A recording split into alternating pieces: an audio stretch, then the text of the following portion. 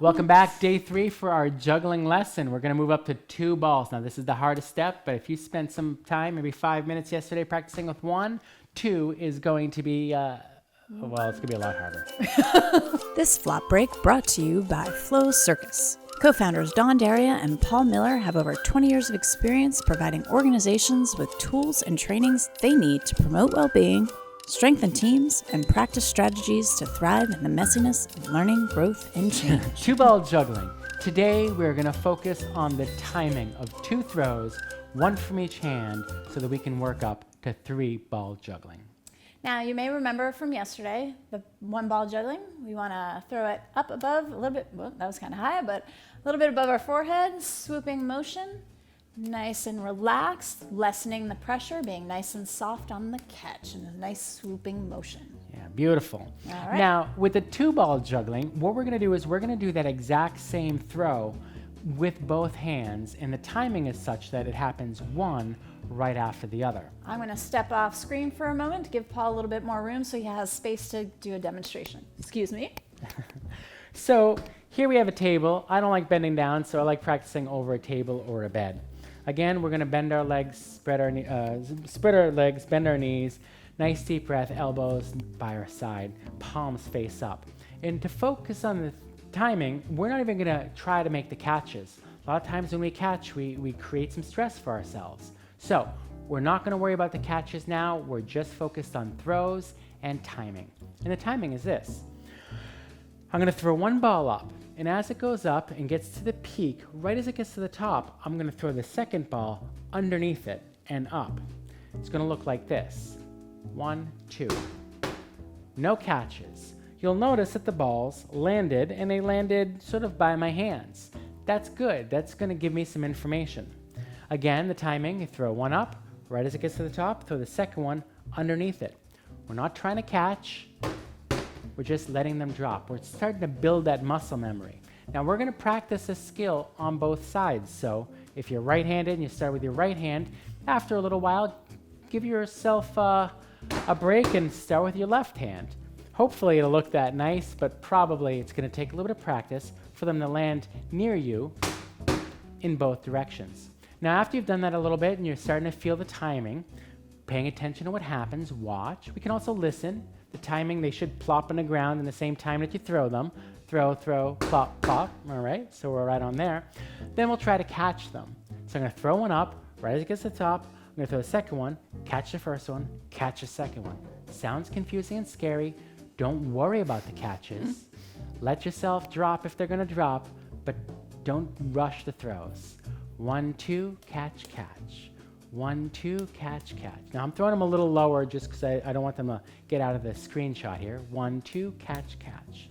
Now the key with 2 is to not rush it.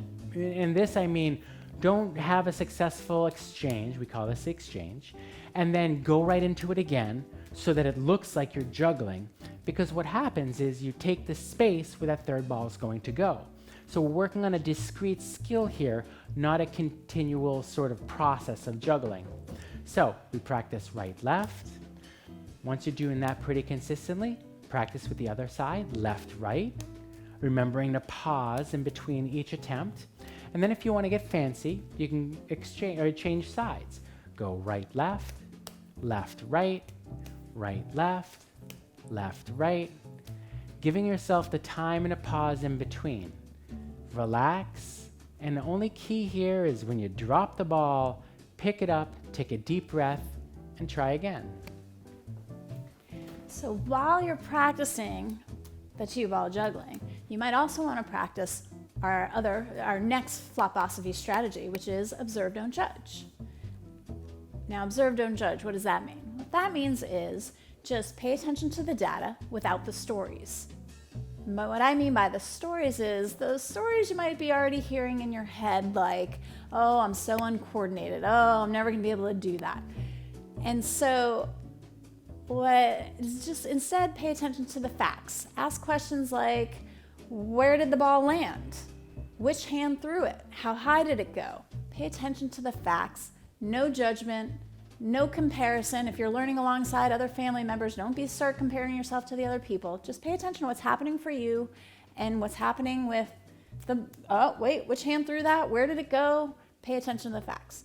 And that'll help you to kind of keep knowing what adjustments you need to make and what to do next.